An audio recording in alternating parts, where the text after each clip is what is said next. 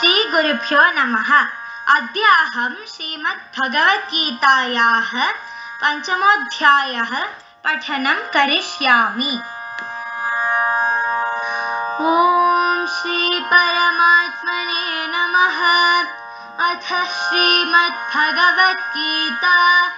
अथ पञ्चमोऽध्यायः संन्यासयोगः।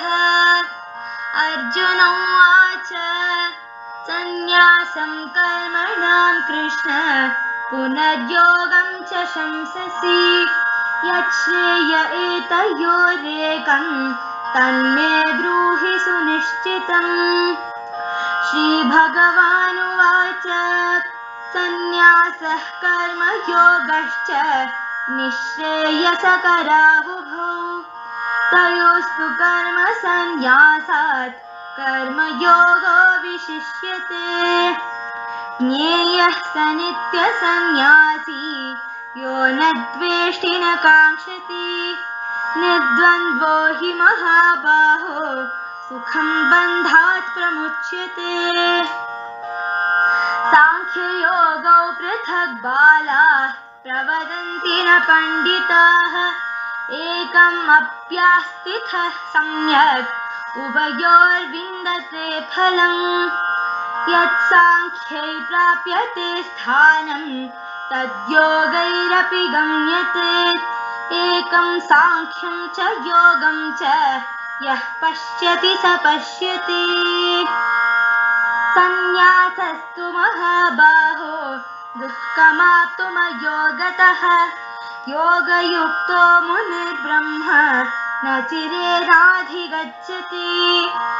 योगयुक्तो विशुद्धात्मा विजितात्मा जितेन्द्रियः सर्वभूतात्मा भूतात्मा कुर्वन्नपि न लिप्यते। नैव किञ्चित् करोमीति युक्तो मन्येत तत्त्ववित् पश्यन् शृण्वन् स्पृशन् जिघ्रन् अश्नन् गच्छन् स्वपन् श्वसन् प्रलपन् विसृजन् गृह्णन् उन्मिषन् निमिषन्नपि इन्द्रियाणीन्द्रियार्थेषु वर्तन्त इति धारयन्। ब्रह्मण् आधाय कर्माणि सङ्गं त्यक्त्वा करोति यः लिप्यते न स पापेन पद्मपत्रं इवाम्भसा। कायेन मनसा बुद्ध्या केवलैरिन्द्रियैरपि योगिनः कर्म कुर्वन्ति सङ्घं त्यक्त्वात्मशुद्धये। युक्तः कर्मफलं त्यक्त्वा शान्तिमाप्नोति नैष्ठिकीम् आयुक्तः कामकारेण फले सक्तो निबध्यते। सर्वकर्माणि मनसा सन्न्यस्यास्ते सुखं वशी नवद्वारे पुरे देहि नैव कुर्वन्न कारयन्। न कर्तृत्वं न कर्माणि लोकस्य सृजति प्रभुः न कर्मफलसंयोगं स्वभावस्तु प्रवर्तते। न दत्ते कस्यचित् पापं न चैव सुकृतं विभुः अज्ञानेनावृतं ज्ञानं तेन मुह्यन्ति जन्तवः। ज्ञानेन तु तदज्ञानं येषां नाशितमात्मनः तेषामादित्यवत् ज्ञानं प्रकाशयति तत्परम्। तद्बुद्धयस्तदात्मानस्तन्निष्ठास्तत्परायणाः गच्छन्त्य पुनरावृत्तिं ज्ञाननिर्धूतकल्मषाः। विद्याविनयसम्पन्ने ब्राह्मणे गविहस्तिनि शुनि चैव शपाके च पण्डिताः समदर्शिनः। इहैव तैर्जितः सर्गो येषां साम्ये स्थितं मनः निर्दोषं हि समं ब्रह्म तस्माद् ब्रह्मणि ते स्थिताः। न प्रहृष्येत् प्रियं प्राप्य नोद्विजेत् प्राप्य च प्रियं स्थिरबुद्धिरसम्मूढो ब्रह्मविद् ब्रह्मणि स्थितः बाह्यस्पर्शेष्वसक्तात्मा विन्दत्यात्मनि यत्सुखम् स ब्रह्मयोगयुक्तात्मा सुखम् अक्षयमश्नुते ये हि संस्पर्शजा भोगा दुःखयोनय एव ते आद्यन्तवन्तः कौन्तेय न तेषु रमते बुधः शक्नोति हैव यः सोढुम् प्राक्शरीरविमोक्षणात् कामक्रोधोद्भवम् वेगम् स युक्तः स सुखी नरः योऽन्तः सुखोऽन्तरारामः तथान्तर्ज्योतिरेव यः स योगी ब्रह्मनिर्वाणम् ब्रह्मभूतोऽधिगच्छति लभन्ते ब्रह्मनिर्वाणम् ऋषयः क्षीणकल्मषाः चिन्नद्वैधा यतात्मानः सर्वभूताहिते रताः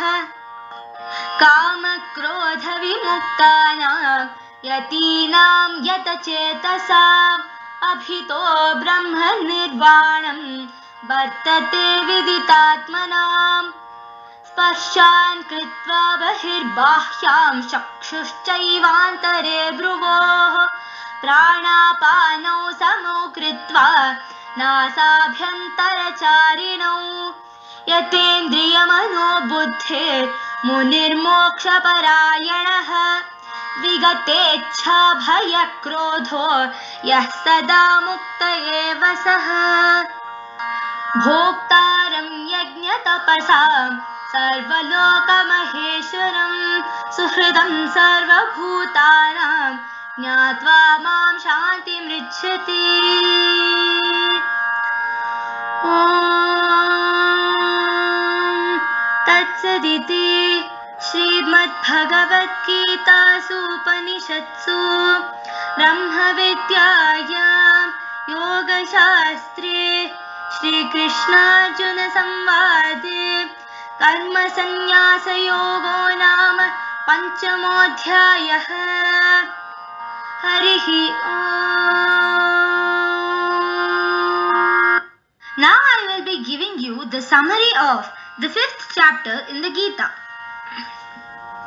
Arjuna said, O Keshava, on one hand you advocate abandonment of action and on the other you encourage yoga. Tell me with unambiguous clarity which is better of the two. The Lord of Shri said, both abandonment of action and selfless action lead to boundless happiness. However, of the two, selfless action is better. A person free of both hatred and desire is always renounced. Indifferent to dualities, he is free from all bondage and easily attains liberation. Only ignorant and childish people think that a life of contemplation and a life of selfless action are different. But in reality, both yield the same result to the person following either. Contemplative life and karma yoga are one and the same and take one to the same destination. One who perceives this sees things as they are. Yet, abandoning action without yoga is difficult, O Arjuna, and the sage who is practicing yoga quickly attains the absolute. One who practices yoga and is thus able to control senses, conquers his mind and with purified intelligence is able to attain oneness with the self and remains free and unentangled even when engaged in action. A person who is steadfast in yoga knows things as they are.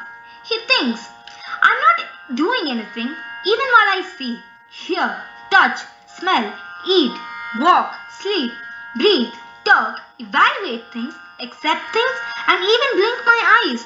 It is not me who does all this, but the senses that are doing these. Just as a lotus leaf remains untouched even while lying inside water, a person who works without having any attachment towards his actions and ascribes them to Brahman remains untouched by evil. Karma yogis act with the body, mind, intellect and senses.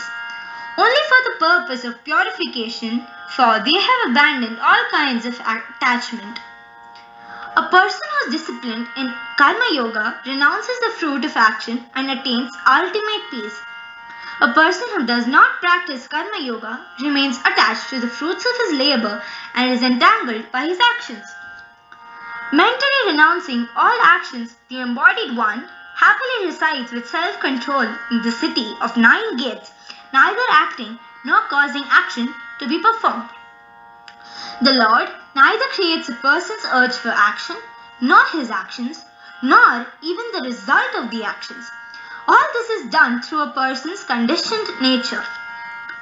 The all-knowing God is not responsible for anyone's good or bad actions. Human beings are deluded because their knowledge is covered by ignorance.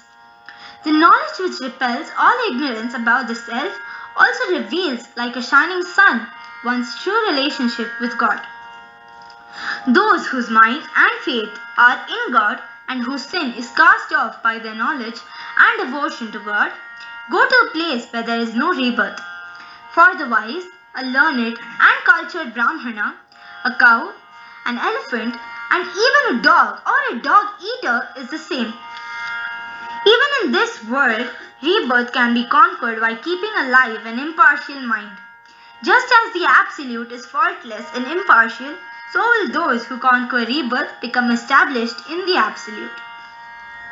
One who knows the Absolute and whose intelligence is fixed on the Absolute is not moved by pleasure or pain, pleasant or unpleasant things.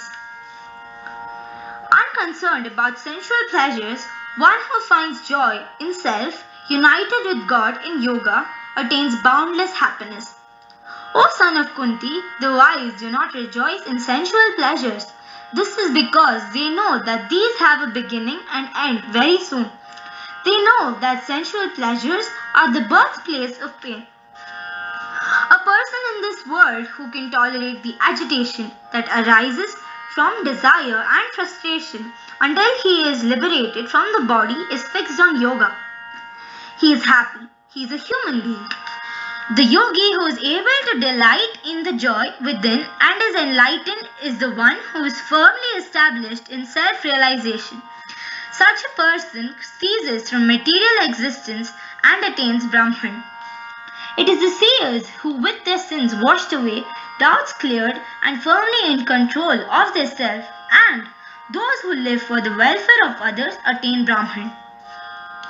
Those who are able to exercise control over their minds, those who know the self, and those who renounce all desires and emotions attain Brahman both in this world and the world after. The way to attain liberation is to concentrate on the area between the two brows, equalizing one's inhalation and exhalation, controlling the senses, mind and the self, and giving up anger.